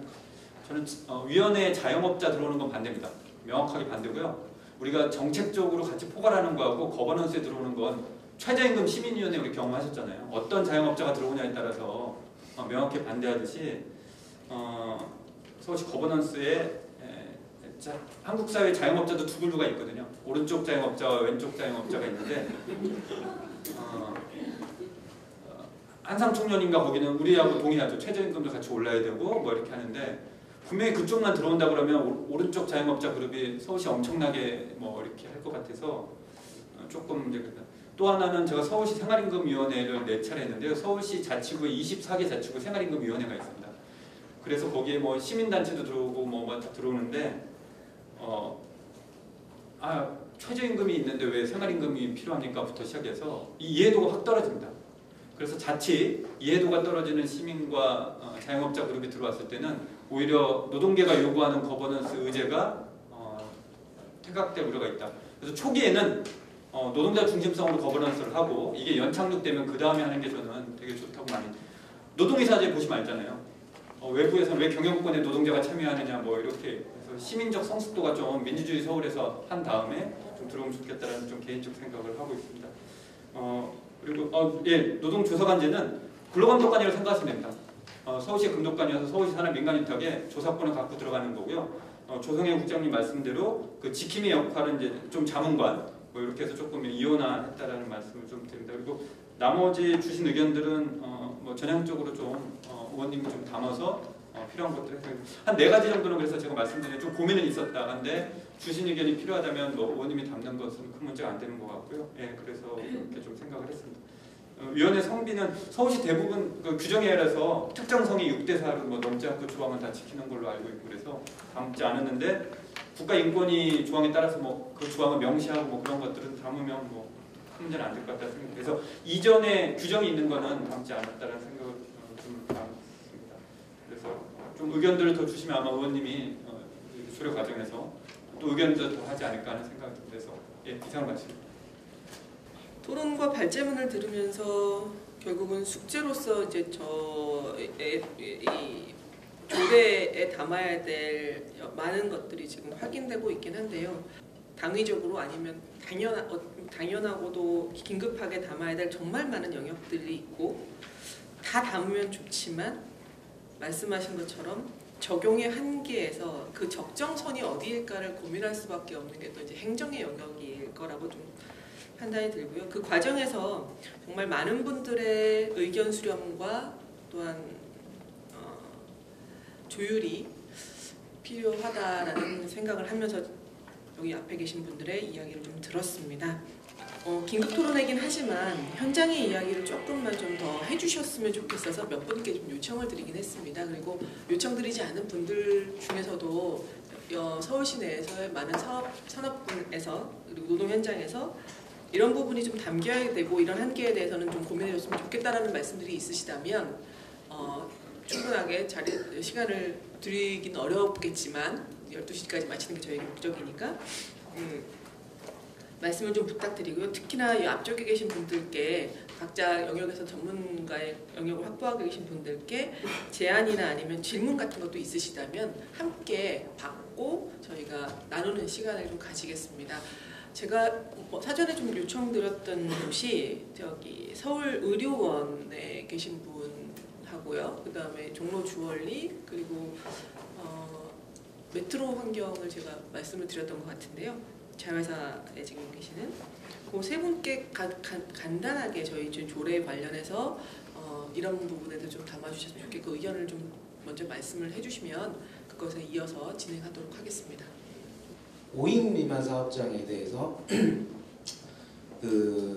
제대로 건강권과 안전권에 대한 이야기가 많았던 것 같습니다.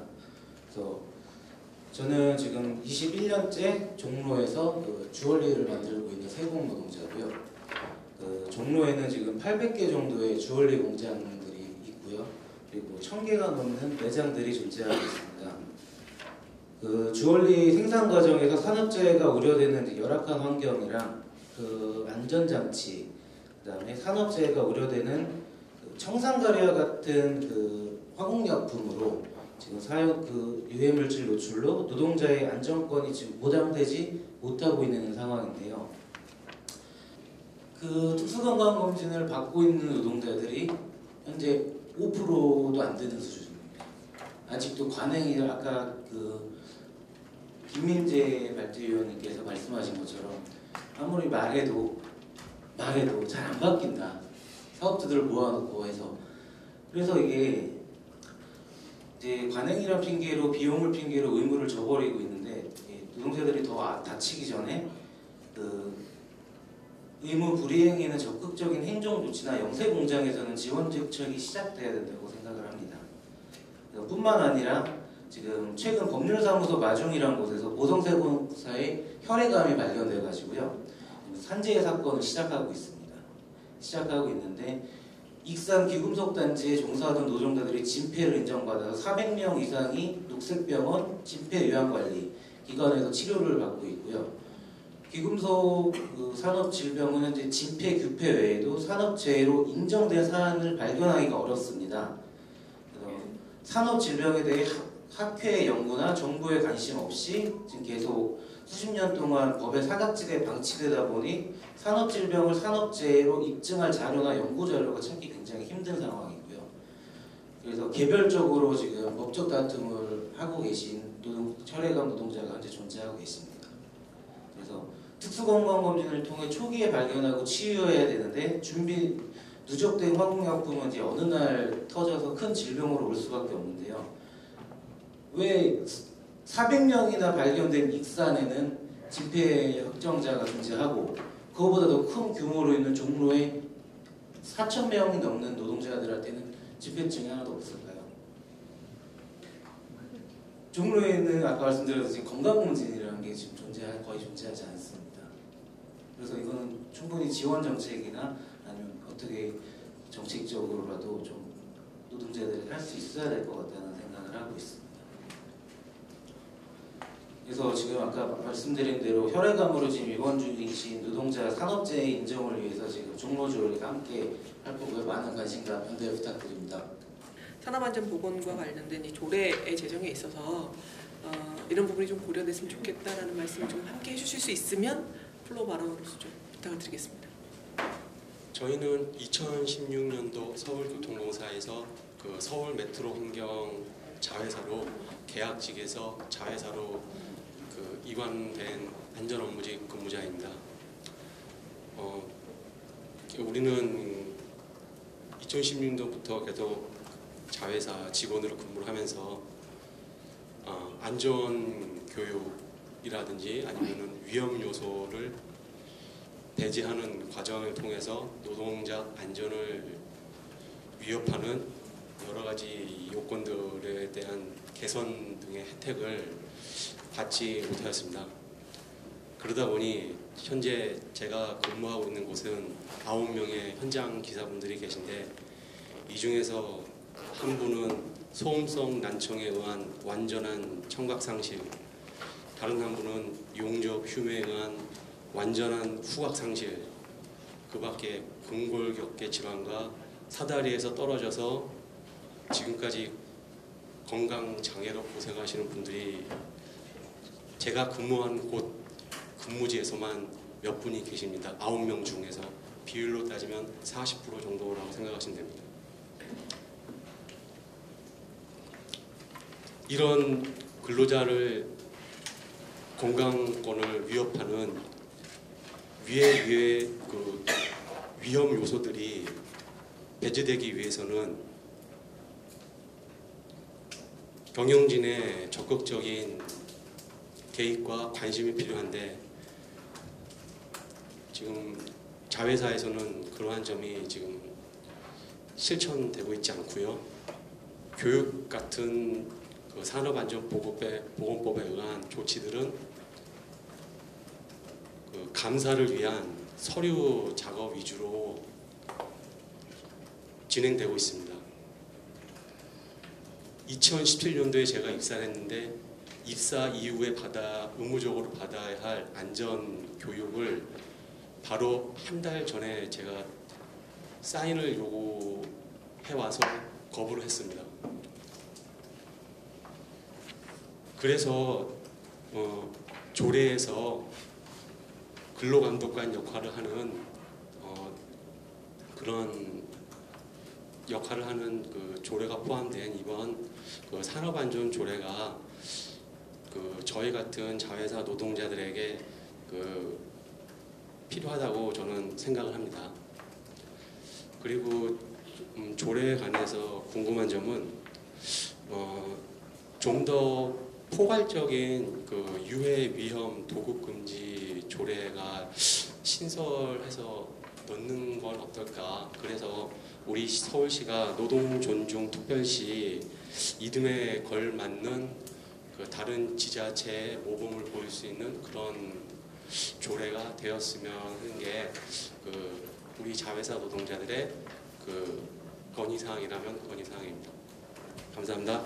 주신 의견을 받고요. 그 산업안전노동 저희 조례 내에서도 그 포괄적인 도급금지에 관련된 내용은 담겨져 있는데 다시 한번 제가 좀 더 확인해보고 부족한 부분을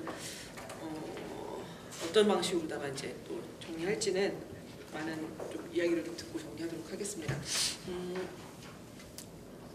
오늘 근데 발언을 사전에 또 요청하신 분들이 계셔서 특히 그 구의역 사고 관련해서 말씀하시겠다고 먼저 사전에 저에게 의견을 주셨던 분이 계신데 어디 계세요? 네네네. 이분 말씀 듣고 총연맹 우리 노동안전국장님. 그 몇 가지 사례를 좀 말씀드리고 싶어서 발언을 요청드리게 되었고요. 구역 사고 이후에 진상조사단에서도 여러 가지 이제 뭐 위험의 외주화를 해결하기 위한 문제라든지 현장의 운영의 안정성을 확보하기 위해서 여러 가지 많은 것들을 권고한 바 있는데요. 그 중에서 뭐 정규직 전환 과정의 차별들은 여러 하더라도 여전히 불안정하고 엉터리로 운영되고 있는 것들이 많이 있습니다. 첫 번째로 저희가 그 16년 9월 달로 업무직으로 직영화가 된 지 이제 3년이 되어 가는데요. 여전히 현장에서 일하는 노동자들은 PSD 직종이지만 그 외에 뭐 관리소의 부소장부터 시작해서 소장들 그리고 관리단의 부장 팀장들은 여전히 전자나 신호에서 파견을 나온 파견직들이 대부분 차지하고 있고요. 그러다 보니까 전체 인원의 4분의 1이 PSD 직종이 아니라 타 직종에서 파견 나와 있는 그런 기형적인 형태로 운영이 되고 있고, 마찬가지로 당시 진상조사단에서 권고했던 내용 중에 하나가 관리소를 증설해야 된다라고 요구했는데 이거 역시 마땅한 공간이 없다라는 이유로 지금 3년이 넘게 해결되지 않고 있는 상황입니다. 사실 가장 심각한 거는 장애 건수를 조작하고 있는 문제인데요. 올해 5월 달에 구의역 3주기를 맞이하면서 장애 건수가 68%가 줄었다라는 이 기사들이 그 공사의 보도자료를 인용해서 쏟아져 나왔었습니다. 그런데 물론 이제 장애가 줄어들고 있는 건 맞습니다. 그 현장 노동자들이 정비와 예방 점검을 하면서 장애가 줄어들고 있는 건 맞는데요. 하지만 문제는 하루에도 수십 건씩 나고 있는 장애를 마치 2건, 3건만 나고 있는 것처럼 조작하고 있는 데 있습니다. 예를 들면 실제로 부품이 불량이어서 부품 교체를 했는데 신품이 아니라 중고 철거품으로 교체를 한 경우에는 장애가 아니다라고 하거나 아니면 장비가 노후화해서 오작동을 해서 이 장비를 초기화 리셋을 했는데 이거 역시 자재를 사용한 게 아니기 때문에 장애가 아니라고 하거나 이런 식으로 실제로는 장애고 실제로는 현장에 노동자들이 나가서 조치를 했지만 장애가 아닌 것으로 둔갑돼서 이렇게 보고되고 있는 사례들이 비일비재합니다. 그래서 사실 이런 내용들은 과거에 은성 PSD 시절에도 장애를 조작하는 형태로 이제 안전하다라고 하는 것들을 이제 눈 가리고 아웅하는 식으로 이제 보여줬던 그런 것들의 답습이고요. 그러다 보니 현장에서는 이러다가 또 사고 나는 거 아니냐라고 하는 우려가 상당히 많이 있습니다. 그래서 이런 내용들이 여전히 3년이 지났지만 개선이 되지 않고 똑같은 형태가 반복되고 있는 좀 이런 현실들을 알리고자 이 자리에 나오게 되었습니다. 이상입니다. 점검 절차나 보고 절차 이런 것들이 확실하게 좀 정리되지 않으면 사고 난 이후에 또 다른 형태 아니면 또 다른 뭐 형식으로서의 사고가 예견되고 있다는 것을 확인시켜 주시는 내용 같고 이 이야기가 저기 지금 계신 그 구의역 주변의 PSD 지회의 문제만이 아니라는 것을 우리가 너무나 잘 알고 있기 때문에 조례 내에서 지금 뭐 감독관, 조사관이나 감독관 같은 분들의 활동에 대해서도 이제 명시하고 있지만 이 부분을 어떻게 절차적으로 담아낼지에 대해서 조금 더 고민할 필요가 있겠다는 생각이 좀 들었습니다. 시간이 지금 45분이 됐는데 발언하고 싶은 분들이 꽤 많으신 것 같고요. 일단은 먼저 손들어 주신 우리 민주노총에서 오랜 기간 노동안정을 담당하고 계신 네, 말씀해 주십시오. 문제 제기를 했고 그게 이제 연결이 돼서 오늘 토론회까지 이어지게 된 것 같습니다. 일단 첫 번째로 말씀드리고 싶은 것은 서울시가 이제 감정노동보호조례나 여러 가지 사업을 통해서 여러 지자체에서 굉장히 선도적인 역할을 한 것이 사실입니다. 그 이후에 이제 전국의 지자체가 감정노동보호조례를 한 10여 개 이상 계속 개정을 해왔는데요. 지금 현재 상태는 서울시 감정노동보호조례가 다른 지역의 지자체 조례보다 굉장히 낮은 수준입니다. 역전하고 있습니다. 근데 이제 지금 요번에 예고를 했던 선제방 조례를 보고도 굉장히 비슷한 심정이 들었는데 지금 이제 뭐 토론회 자료집에는 2017년께 들어와 있지만 2018년 3월 달에 경기도가 선제방 조례를 전면 재개정했습니다. 재개정했고 지금 작년 3월에 됐던 경기도 조례를 기초로 해서 충남하고 경남이 조례 제정을 준비하고 있고요. 올해 9월 달에 할 예정입니다. 그 조례의 내용에서 첫 번째는 앞서 발표자와 토론자께서 얘기하신 것들 중에서 약간 오해가 있으신데 노동자 정의와 관련해서 2018년 3월에 개정된 경기도 조례는 근로자뿐만이 아니라 유사 형태 종사자와 불안정 고용 환경에 있는 자를 말한다라고 정의를 했고요. 사업주 정의도 바꿨습니다. 사업주 정의도 용역 위탁을 불문하고 그래서 굉장히 넓혀놨습니다. 기존에 2017년에는 산안법 이렇게 되어 있는데요. 첫 번째는 대상 노동자의 대상이 되는 노동자와 사용자의 정의를 굉장히 확장을 했고 앞서 이제 50인 미만이나 트럭 기사 얘기를 하셨는데 이것은 이 조례의 적용 대상을 얘기한 게 아니라 지자체가 지원하는 대상을 정한 겁니다. 이 조례로서 특별히 지원 대상을 정했습니다.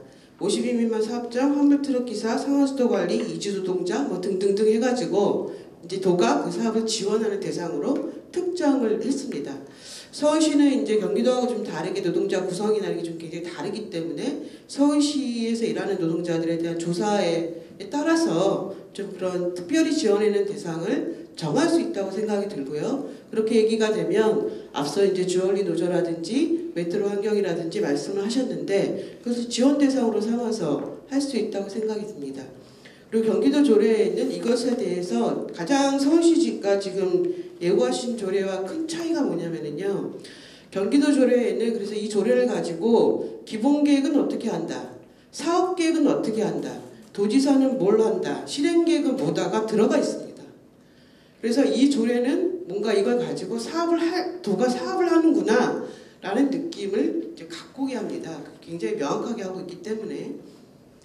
그런데 이제 서울시 조례는 이제 그것은 이제 좀 있고 나머지가 다 뭐 정책 자문에 대한 내용이 좀 많아서 이게 그냥 그 좀 굉장히 좀 다르다. 이 조례의 취지가 무엇인가? 이제 실제로 이 조례를 가지고 시가 사업을 하겠다는 것이다. 라는 게 좀 명확하게 보여지려면 기본계획, 사업계획, 실행계획 이런 것들이 좀 명확하게 제출되는 조례가 돼야 되고 이미 경기도는 그걸 3월 달에 통과시켰다는 거죠. 그래서 이제 물론 이제 그것을 가지고 1년 동안 어떻게 더 진행해야 하느냐라는 것들도 확인해 봐야 되고 또 점검 보완도 필요하겠지만 조례가 그런 방향을 갖고 있다. 이런 말씀 드리고요. 앞서 이제 그 노동안전 지킴이와 관련해서 이제 약간 논란이 아니라 좀 이렇게 토론이 좀 오고 갔는데 경기도 조례는 노동안전 지킴이 사업주의 의무라기보다는 사업주의 협조사항으로 노동안전 지킴이가 현장에 출입할 수 있도록 협조해야 된다를 명시를 했습니다.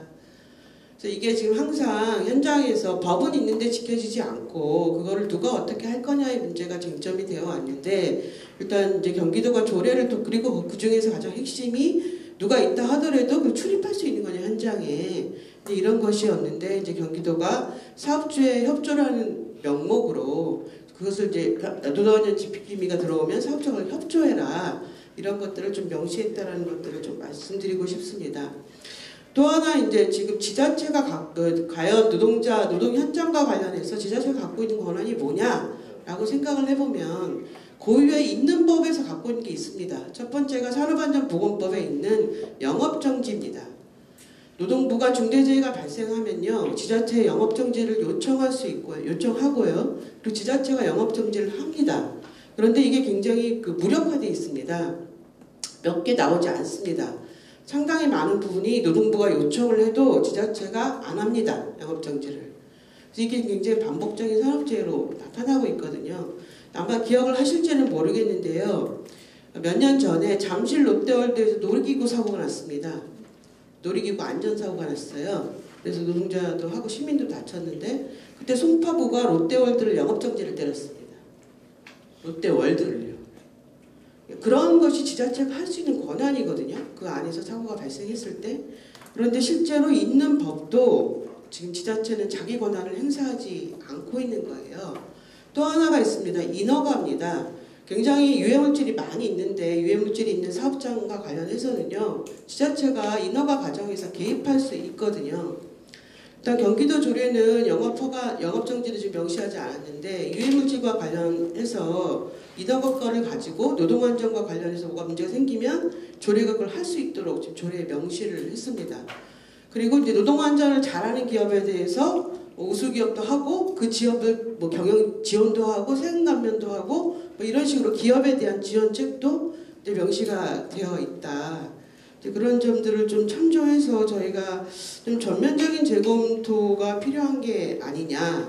특히 이제 서울시가 그동안 노동 존중이나 이렇게 여러 가지 이제 정책에 있어서 앞장서 왔고 구의역도 가장 서울시가 먼저 출발해서 이제는 지자체에서 하나토탈 사고 같은 경우에도 지자체가 나서서 민간 참여하는 조사위원회 꾸리고 있고 그랬거든요. 그런 것에 이제 놓고 봤을 때는 일단은 작년 3월에 된 경기도의회 조례를 좀 참조해서 서울시 노동자들의 특성에 맞게 좀 조례가 되어야 되고 그것이 정말 사업을 하는 조례, 정책 자문하는 조례 말고요. 시가 사업하는 조례로 되어야 된다고 생각을 하고 그 영업 허가 등의 이런 것들 좀 했으면 좋겠습니다. 마지막으로 한 말씀만 더 드리겠습니다. 서울시가 사용자로서의 의무를 잘 해야 됩니다. 지난번에 어떤 토론회에서 서울시가 그 노동자 생명 시민 안전 얘기 많이 하시는데 사용자로서의 것부터 먼저 고민해 주셨으면 좋겠다 이런 말씀을 드렸습니다. 왜냐하면 서울시의 청소노동자들 일반 노동자들이 있는데요. 민주일반에서 243개 지자체를 산안법 위반으로 고발했습니다. 그중에 산업안전보건위원회 구성이 있습니다. 서울시는 고발하고 나서 다른 지자체는 그렇게 고발하고 나서 산보위를 구성한 데도 있습니다. 서울시는 산보위를 구성하지 않고 과태료 물고 말았습니다. 그리고 지금도 구성하지 않고 있습니다.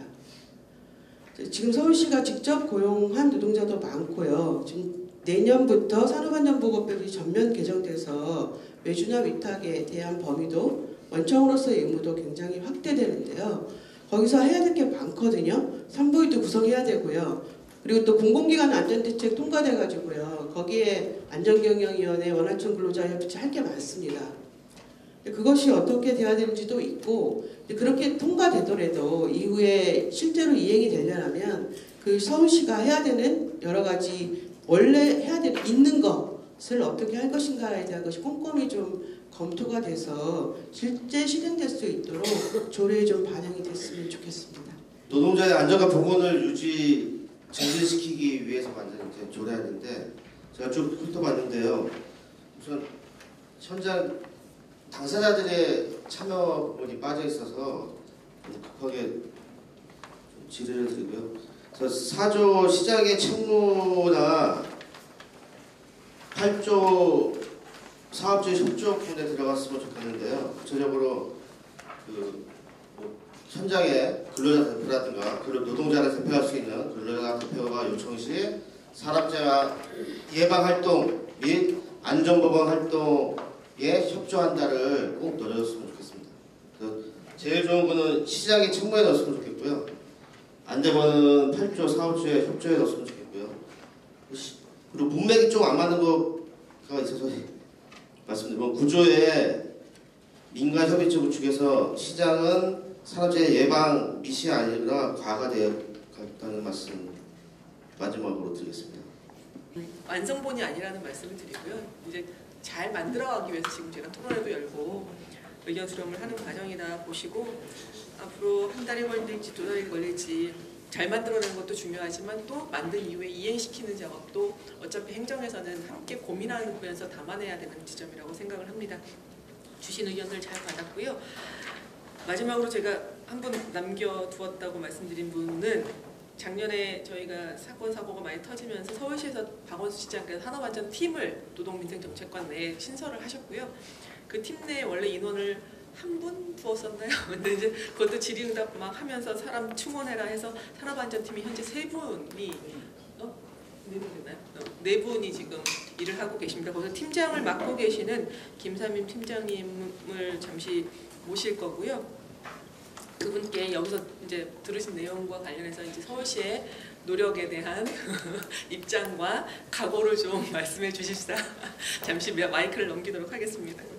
이 조례와 관련해서 이렇게 많은 의견을 쏟아내실 줄은 정말 꿈에도 몰랐고요. 처음에 사실은 저희가 서울시 노동자만 해서도 6,000명이 넘습니다. 공무직, 기간제, 또 촉탁직도 계시고 공공근로도 계시고 노드일자리도 계시기 때문에 이분들에 대한 그 정책을 어떻게 할까 선상에서는 너무 전체를 포괄하기는 어려우니 1단계로는 서울시 노동자와 또 위탁기관과 투자출연기관을 포괄하는 것을 먼저 하고 그 다음에 1단계가 성숙이 되면 2단계로 전체 시 노동자를 포괄하는 게 어떻겠는가 하는 전문가 의견과 함께 저희 의견을 담아서 초안을 이렇게 만들었기 때문에 아마 여기 참여하시는 노동계 전문가들 입장에서는 어찌 이런 조례가 나왔나 하고 생각할 수 있을 것 같아요. 그래서 저희 노동에 굉장히 관심 많으신 권수정 의원님께서 긴급으로 저희한테 요청하셔서 이렇게 하면 안 된다. 좀 더 수기를 거쳐서 12월에 빨리 진행한 게 아니라 12월에 통과해도 되니까 그때 하자고 그래서 이 자리를 빌어서 또 권수정 의원님께 감사 말씀드립니다. 권 의원님께 큰 박수 부탁드리겠습니다. 권수정 의원님이 이렇게 긴급하게 저희한테 요청하지 않으셨더라면 저희가 1단계에 충분한 토론회를 거쳐서 의견 수렴하지 않는 조례안을 발의해서 아마 통과가 됐을 것 같은 생각이 들고요. 또 발제하신 김종진 부소장님과 한혜님 위원님, 나머지도 발제 토론해 주신 위원님들께도 이 자리에서 다시 한번 감사 말씀드리고 부족한 부분은 열심히 많이 제안해 주시고 또 1단계에 다 담아버리면 아까 말씀하신 것처럼 너무 완벽한 것에 집중하다 보면 정말 우리가 집중해야 될 것을 놓치는 경우가 있습니다. 할 수 있는 것을 제대로 하고 그 다음에 좀 더 넓혀가는 건 어떨까 하는 의견을 조심스럽게 말씀드리고요. 저 또한 이 업무를 하면서 서울시 노동자들에 대한 관점을 좀 더 달리 이야기했지만 보다 더 서울시 전체로 아우르는 그런 정책을 피는 저희 그 산업안전팀이 돼야 되겠구나 하는 생각을 다시 한번 깨닫게 되는 소중한 시간이었습니다. 경무부서, 기피부서가 어딘지 아시죠? 여기 계신 분들 다들 아실 거예요. 노동 관련된 부서입니다. 근데 거기에 자발적으로 지금 지원해서 오신 분까지 계신 산업안전팀이 부서 내에서도 활발하게 이 일을 갖다가 기분 좋게 신명나게 할 수 있도록 저희가 또 같이 힘실어 주는 것도 행정에서 또 이제 저희 현장에다가 많은 또 고민을 풀어가실 수 있게 도와드리는 역할이 있지 않을까 생각이 들고요. 현장 플로어 말씀 잘 받아서 잘 정리해 가도록 하겠습니다. 마지막으로 앞에 계신 발제자님과 토론자들이 혹여라도 말씀하실 부분이 있으시면 간단하게 한 말씀만 듣고 오늘 토론회를 마무리하도록 하겠습니다. 많은 의견 주셔서 아마 잘 서울시 조례가 잘 될 것 같고요. 그리고 이제 조례도 조례고 아마 제가 조금 서울시 많이 참여하다 보니까 아마 그 산업안전 종합계획이 같이 조례 시기에 발표됩니다. 거기에 아까 총연맹 시장님 말씀하신 내용, 구체적 사업 내용들이 많이 담아 있어서 그때도 좀 많은 의견 주시면 좋은 서울시가 또 선례가 돼서 나오지 않을까 생각이. 예, 이상입니다. 예, 조례안은 저도 처음 봤는데 만들기 전에는 그 몇 번 파이팅을 했었어요. 이렇게 위원들이 모여서. 그래서 말씀하셨는데 좋은 실행 계획들이 많이 준비되어 있으니까 기대해 주셔도 될 것 같습니다. 자영업자나 사업주의 참여를 좀 했으면 좋겠다는 말씀을 드려서 무리를 일으켰는데요. 저는 사실 서울시 민간위탁 기관의 직원입니다.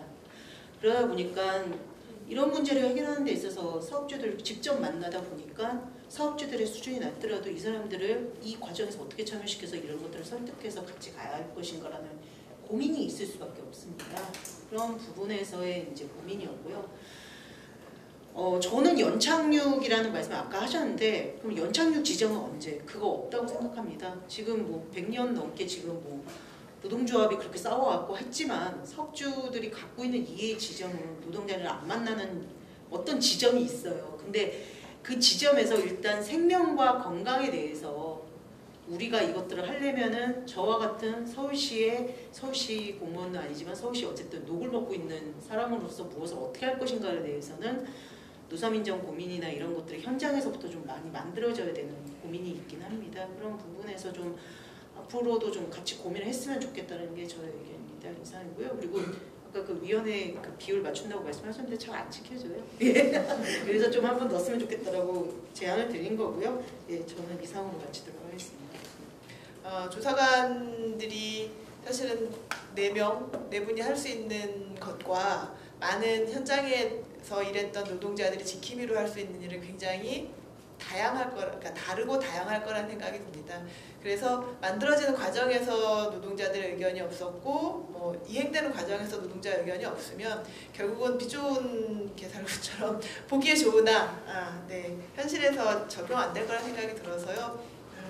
노동안전을 정말 현장에서 실현하겠다라는 생각이 있는 조례가 되려면 현장 지킴이가 꼭 필요하고 그러한 조항이 들어갔으면 좋겠습니다. 이상입니다.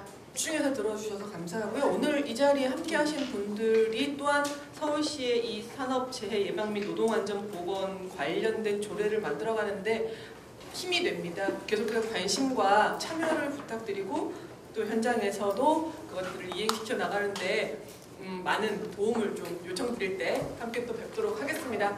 다시 한번 고맙고요. 마치도록 하겠습니다. 네, 방금 해주신 우리